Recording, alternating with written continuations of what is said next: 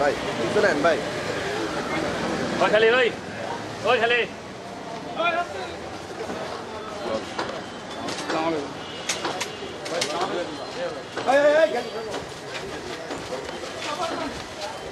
সিঁড়ি দুইটা যাও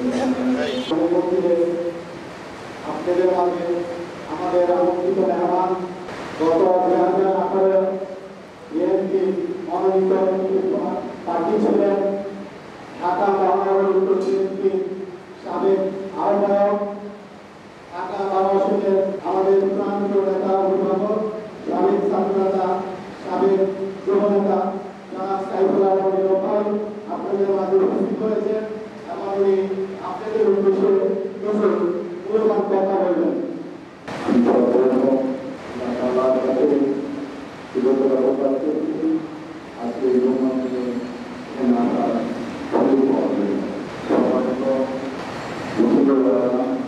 আপনারা জানেন আমরা দীর্ঘ একটি প্রতিনিধি সরকারের নির্যাতনের শিকার ছিলাম। দীর্ঘ 16 বছর আন্দোলন সংগ্রাম করে গত বছর 9 আগস্টে করে এই আন্দোলনকে আন্দোলনের স্বীকৃতির মাধ্যমে এই প্রতিনিধি সরকারের সম্ভব হয়েছে।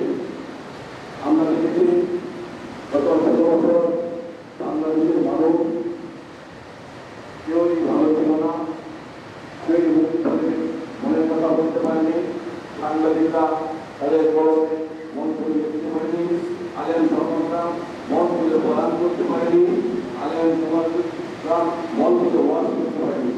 আমরা দেখেছি গত 16 বছর অনেক সমাজের অনেক মুসলিমের পুলিশকে তাদের ওয়ারানের পছন্দ হওয়ার জন্য তাদেরকে মিথ্যা মামলা দিয়ে গ্রেফতার করেছে।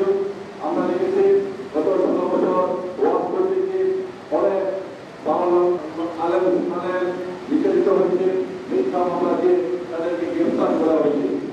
এমনিভাবে বাংলাদেশের অনেক বয়োজ্যেষ্ঠ সমাজকে গ্রেফতার করেছিল।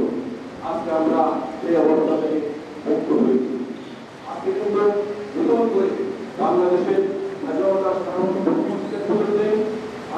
বাংলাদেশের ইসলামী মনোবৃত্তির হচ্ছে আজকে নতুন করে চক্রান্ত হচ্ছে, পরাজিত হচ্ছে। আমরা বলতে চাই বাংলাদেশের বুদ্ধিজীবী, বাংলাদেশের কিছু পত্রিকা ভারতের রয়ের কাছ থেকে টাকা পেয়ে বাংলাদেশের ইসলামী মনোবৃত্তি, বাংলাদেশের গণতন্ত্রকে, বাংলাদেশের স্বাধীনতাকে ধ্বংস করতে চায়। বিশেষ করে বলতে চাই বাংলাদেশের যে পত্রিকা আছে প্রথম পত্রিকা, এই প্রথম পত্রিকা কখনোই কিন্তু ইসলামের পক্ষে না। আমরা দেখতে পাই এই প্রথম পত্রিকা ইসলামের পক্ষে লেখালেখি করে ইসলামের পক্ষে কথা বলে, ভারতের পক্ষে কথা বলে।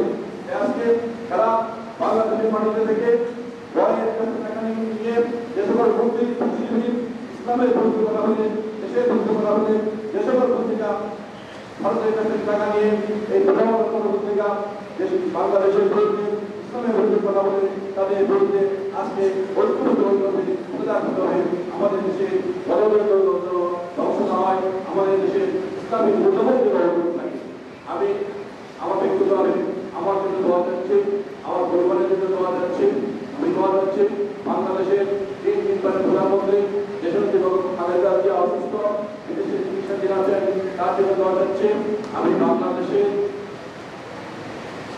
জাতীয়তাবাদী দলের ভারপ্রাপ্ত চেয়ারম্যান তারেক রহমানের জন্য দোয়া যাচ্ছে।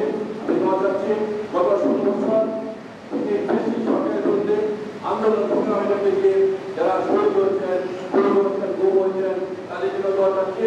আমি দল যাচ্ছি সর্বোপরি গত বছর আগস্ট ভিতরে যে সকল ছাত্র জনতারা শহীদ হয়েছেন তাদের জন্য দল যাচ্ছি। আমি বাংলাদেশের প্রতিটি মানুষের জন্য দল যাচ্ছি, সবার জন্য ভালো থাকবে, সবার